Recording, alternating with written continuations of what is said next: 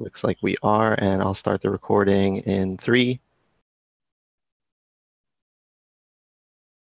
All right. Welcome to this week's August 6th IPFS All Hands meeting. I think we've got a reasonably slim agenda, and Johnny Crunch is going to be note-taking today. So welcome. And I think the first thing we've got today is Matt wanted to talk about the potential format switch that we've been sort of noodling about, but nothing concrete yet for this call. So kind of changing it up how it works. Matt? Yeah, so this is also to address the slim agenda. So now that we're done with all the developer meeting planning and DWeb Summit planning and all of that, we have the headspace to follow through on this. So this week I'm going to set up, so the proposal, which did I link to it? Oh, no, I grabbed the link and then I didn't add it to there. I've added the link to the notes. So the proposal is there. It's been out for a long time. Nobody has disagreed with it. It's the idea being set a schedule, even like months out, that every week having this call be formatted around presenters. So you would have an invited presenter for each call who would give maybe a 20-minute presentation and have some Q&A. And then maybe also insert a couple demos like we've been doing, and then basically community announcements somewhere in there, either at the beginning or at the end. And so the holdup there is that nobody had time to actually set the schedule of presenters. And so now I have time to set the schedule of presenters, and I'm wondering who would like to help me set that schedule. I think Michael should at least be involved. And then Dominic has been hosting for a very long time. So Dominic, if you'd like to join, but is anyone else interested in helping us set that list for the first round of presenters?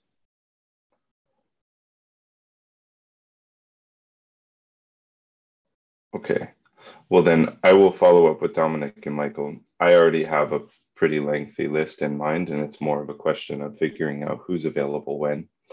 And so we can set up a schedule, and that will actually hopefully change the flow of this call, because we can also, when we're setting the schedule, we can also set the moderator, and it really reduces the burden for the host, which I think we should be rotating the host pretty soon, because Dominic's been doing it for a very long time.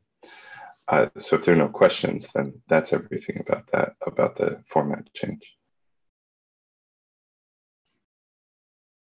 Rob, did you have a question, or you were just? Oh no, I was just going to say that we are rotating the host, and it's me. Great. I just don't yet have permission to press the record button, which is why Dominic was doing that today. Awesome. Okay. Well, then Rob, I might loop you into. This will be mostly just by email of, like, I'll put together the draft of the list, and then the people who I just named are mainly, you're the people who are going to be CC'd on the emails when I reach out to people and say, hey, who's available when?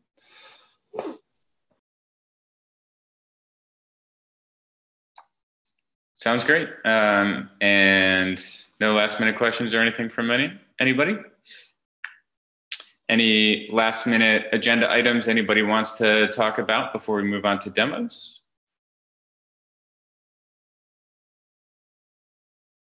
All right. And we've got one demo on the schedule for today. Lytle, you wanted to talk about Companion? Yeah, so basically this is the same demo I gave on Friday during our lab day in San Francisco. And let me quickly share my screen.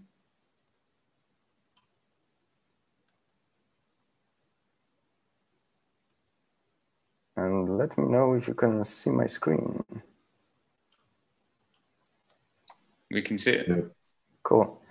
So a little bit of background. libdweb is a community effort.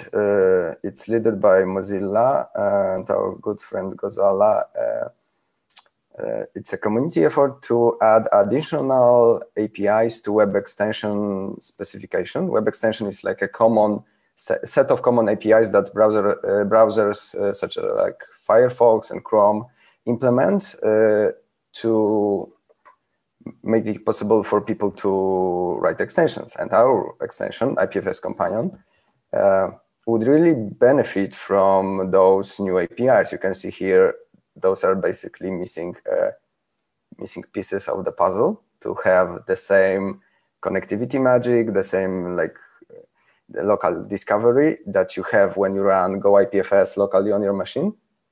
With those APIs, we would have exactly the same connectivity magic in a web browser. So that's the dream, to have those APIs. And the first one, a protocol handler, is ready to try it out. And that's basically what we've done. I've got an experimental build of our browser extension that runs in Firefox nightly. You can see it here. It's like the latest Firefox, well, not the latest, from last week, Firefox nightly. And what's interesting about that is there is documentation on our companion repo that basically there's like 1 or 2 commands that you can execute, and you can build entire environment locally if you want to play with it, see how such protocol handler works in regular web browser. That's it for the prolonged preface. Let's go to the actual demo. So I have a list of experimental resources. So basically, if you have like image, you can see it loads from IPFS protocol handler. And if you inspect like storage and stuff, you can see the security perimeter, everything works as expected. The root content ID is our origin.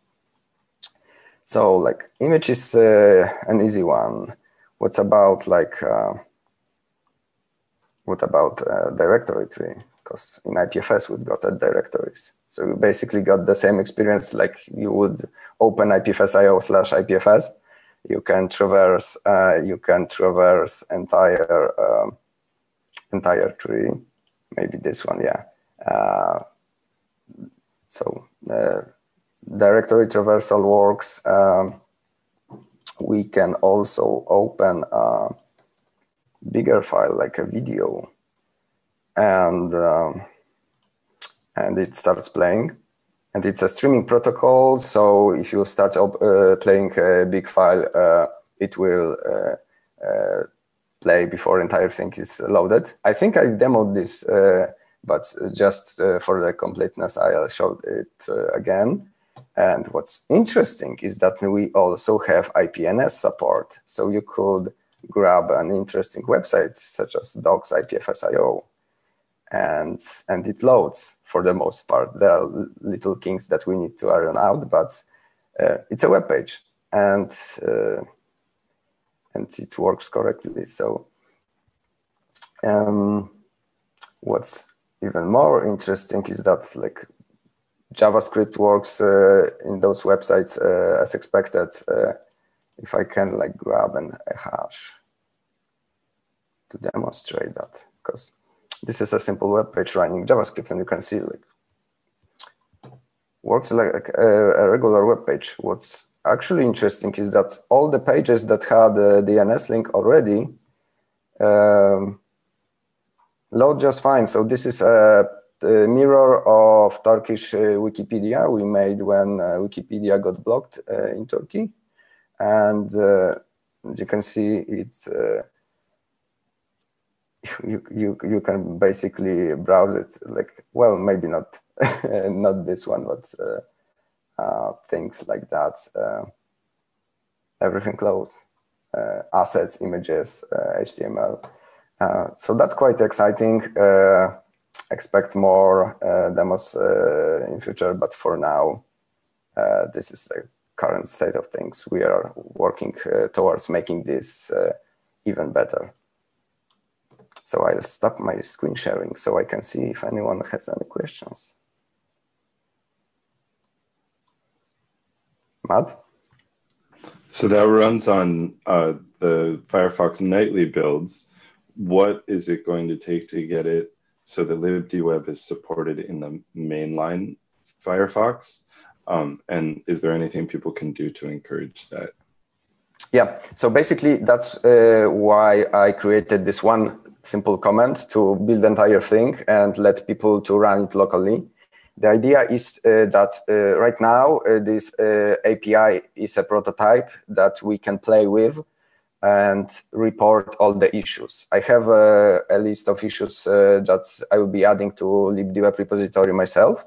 But if anyone has time and wants or have a, let's say, IPNS website that they developed and want to check, it would be very beneficial for people to check if their website works fine on when run using those protocol handlers. Because there are many edge cases and a lot of web stack was HTTP centric, and we don't really know what's missing.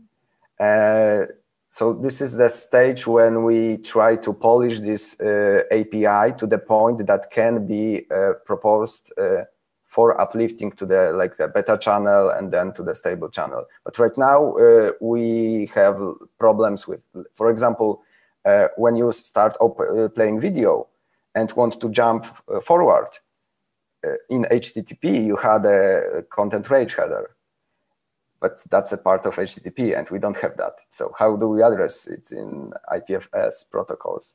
Those are like open problems that if anyone has ideas, you can contribute those ideas or questions to Mozilla libdweb repository directly, or just send them to me, or just visit our IRC channel and we can brainstorm it together. So that's the current state. We want to experiment with it as much as possible and make sure, and break things, right? If we are able to break things now, that's perfect because it's what we want. We want to find problems as soon as possible before we promote this API further.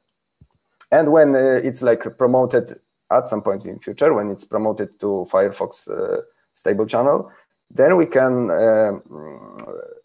propose this API to like web extension spec working group in W3C so that like other vendors can adopt, and they have already working API spec and already implemented extensions that consume those specs. So the only thing they need to do is to implement API, and then they will get a value added by those extensions for free, basically, right?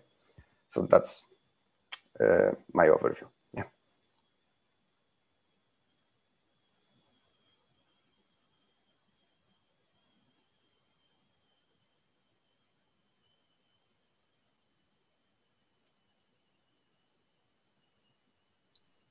Any other questions for Lytle?